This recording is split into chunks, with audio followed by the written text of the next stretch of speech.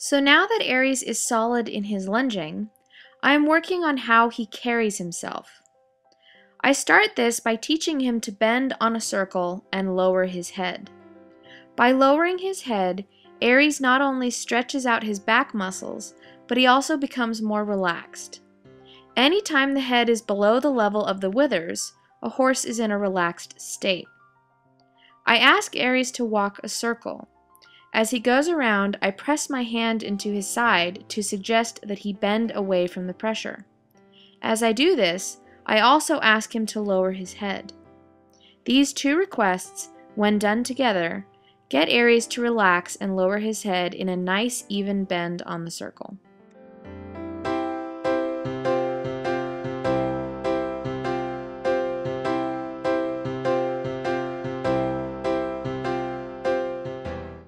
The amount of pressure used on the horse's side is important. Too soft, and the horse doesn't bend his rib cage away. Too hard, and you can create more tension as the horse clinches to get away from your hand.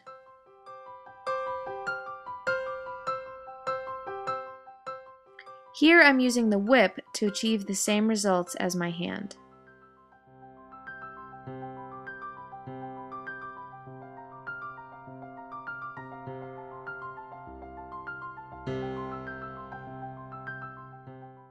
In between circles, I further tried to get Aries to relax by doing some endo tapping. He is starting to understand that the tapping is relaxing.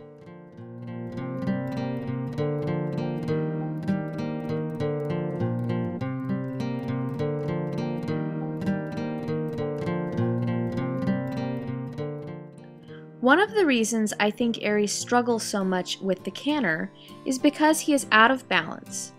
And running on a circle at that speed, out of balance, probably makes him very anxious. By teaching him to bend and lower his head, I am also teaching him to move with good balance. Hopefully, as his balance improves at the walk and trot, it will also help improve his canter balance. You can see he is still rather high-headed in the trot. Balance work can take a long time. Not only is Aries having to develop the right muscles and learn how to produce the result I am asking for, but he also has to fight his instincts for self-preservation that tell him, absolutely, do not lower your head.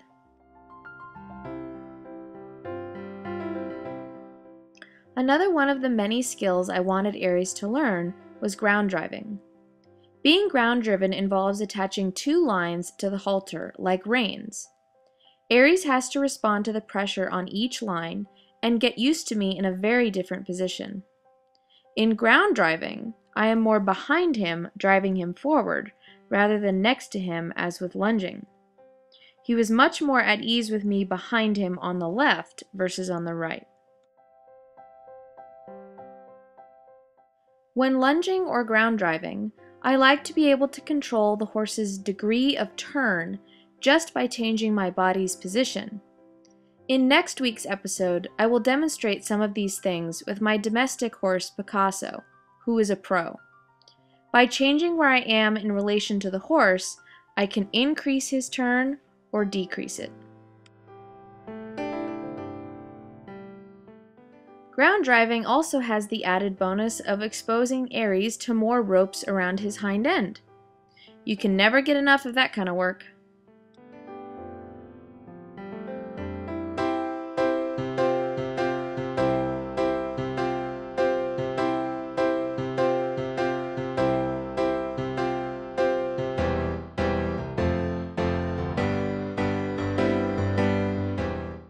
Here Aries is becoming more comfortable with me being behind him on the right. He is also having to get used to me changing from his right eye to his left eye from behind him instead of in front of him where he's used to it.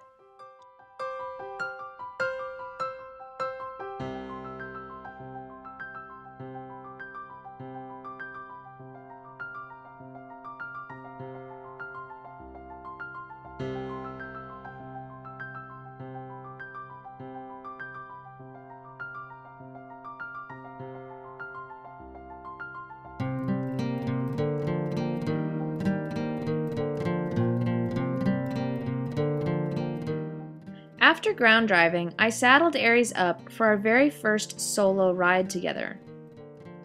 The very first thing I did was install a set of brakes. Here I ask Aries to yield his head to me both on the left and on the right. This is called a one-rein stop, and it's also a great neck stretch. If Aries should spook, I can stop him by bringing his head around towards my knee. In addition, a horse's blood pressure actually gets lowered when they are in this position.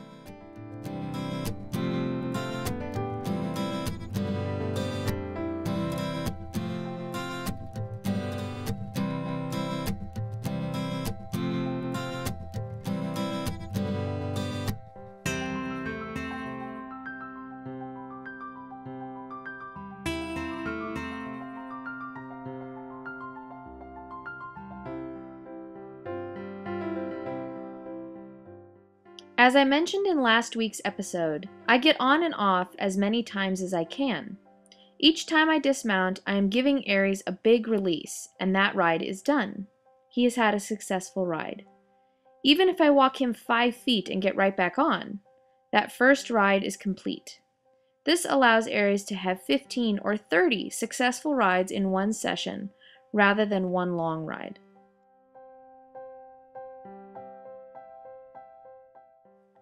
Here I am asking Aries to yield his hindquarters away from my leg pressure. Here he starts to learn that the legs will be communicating with him, not just hanging there.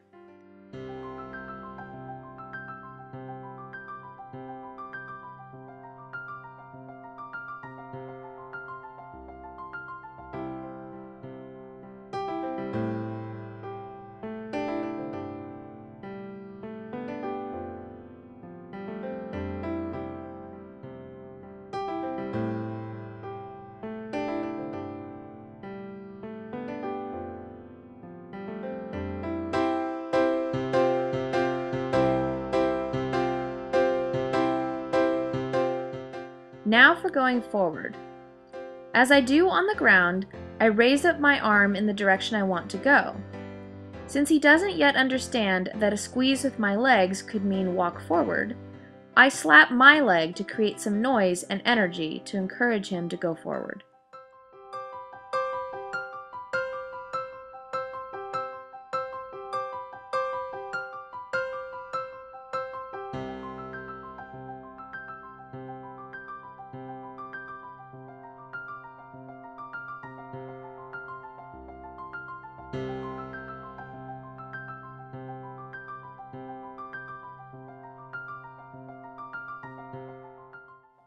When he does a really long stretch of walking, I then ask him to stop, praise him, and get off.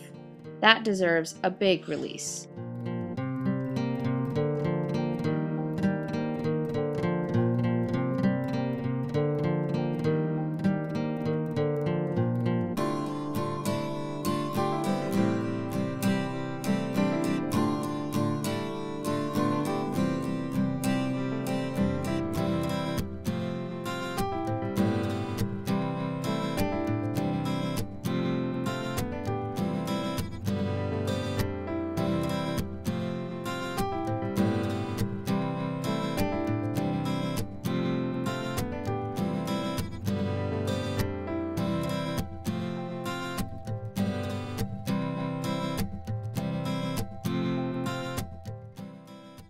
One of the benefits of getting off is that you can help the horse make a bridge between what they know on the ground with what they are learning under saddle.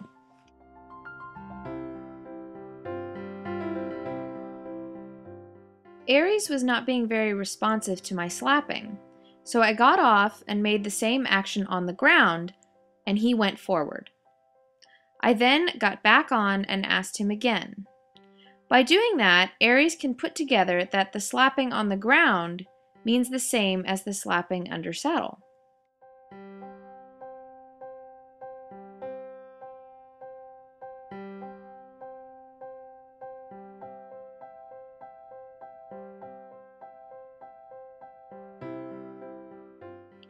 To end the day, I did more endo tapping to help Aries further relax.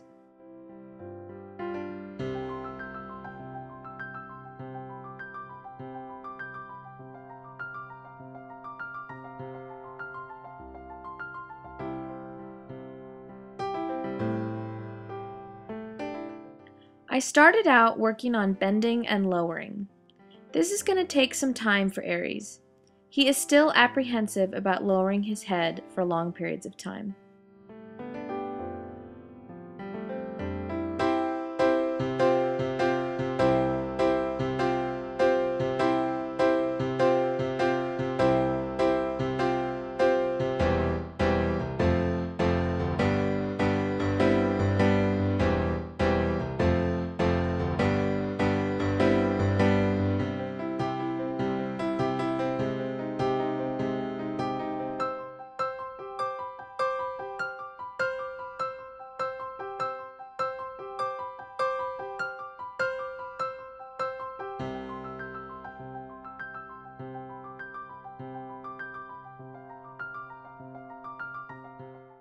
You can see here Aries is bending his rib cage and reaching under his body with that inside hind leg.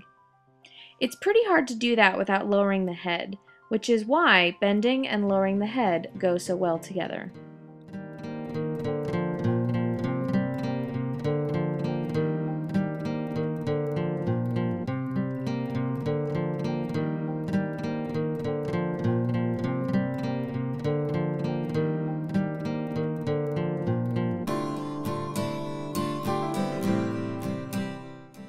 Today my friend Shannon was going to be our ground person.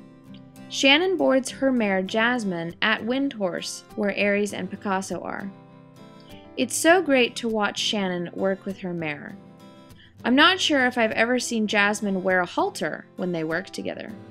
They do almost everything at Liberty. Shannon has a quiet, peaceful way about working with horses. It's really lovely to watch. Shannon had never worked with Aries before, so I told her to just play with him and get used to how he feels and how he reacts.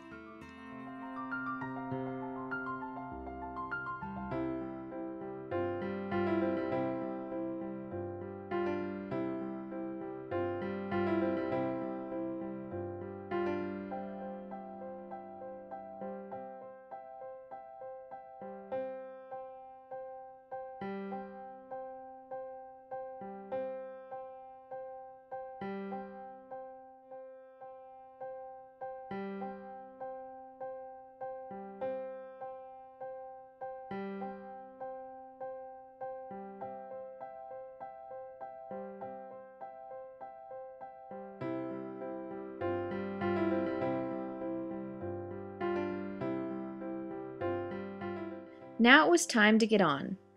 As with Lena's lesson, we were going to start out small.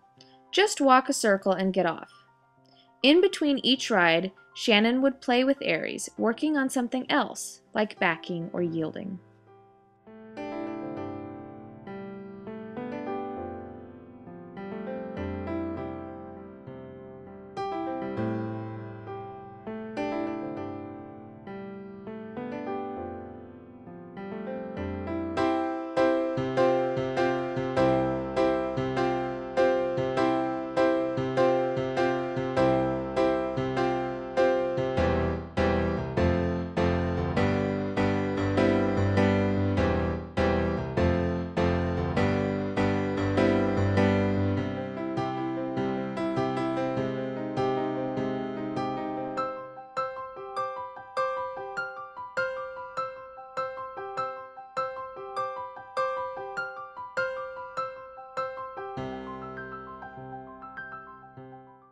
I still make sure to be a little sloppy with my mounts and dismounts.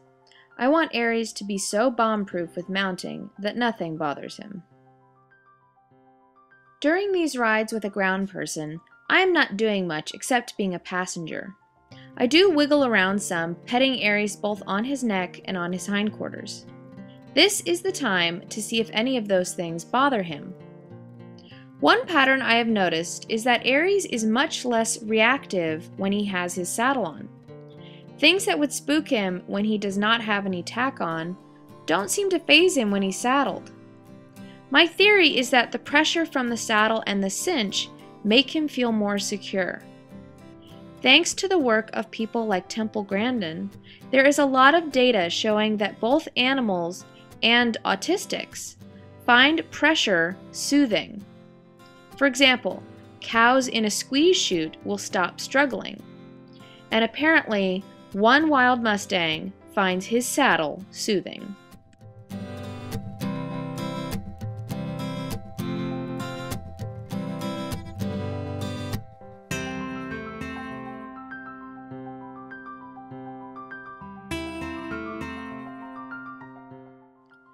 Here Shannon works with Aries on backing up in between the rides.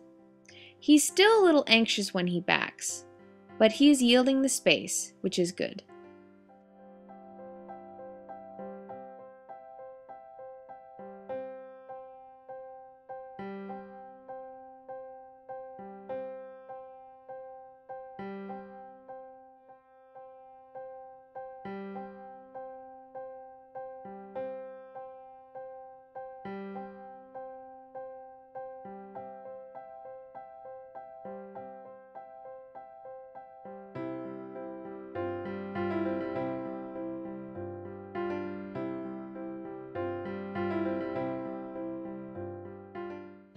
So far, our rides have been very peaceful. Aries walks and trots when asked and stops when asked. It's very easy for a horse to become more anxious when speed is added. As I mentioned earlier, I believe that is why the canter is so difficult for Aries. Once we get the canter more established on the ground, we will try it under saddle.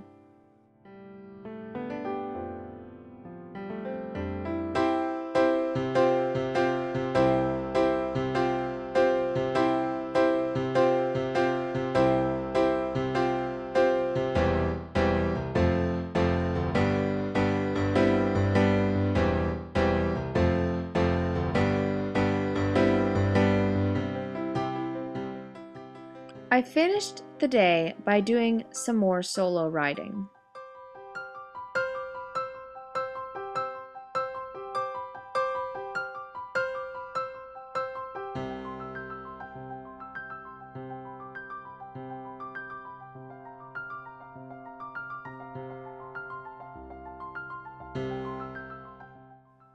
When Aries was a little dull to my cue to go forward, I got off and reminded him of what it meant.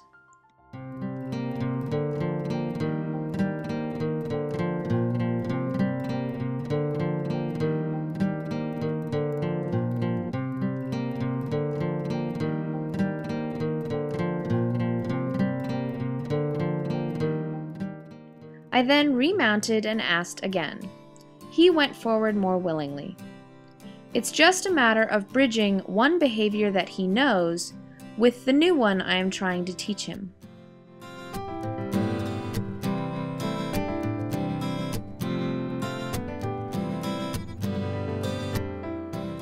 I again asked Aries to relax and drop his head as the final lesson of the day.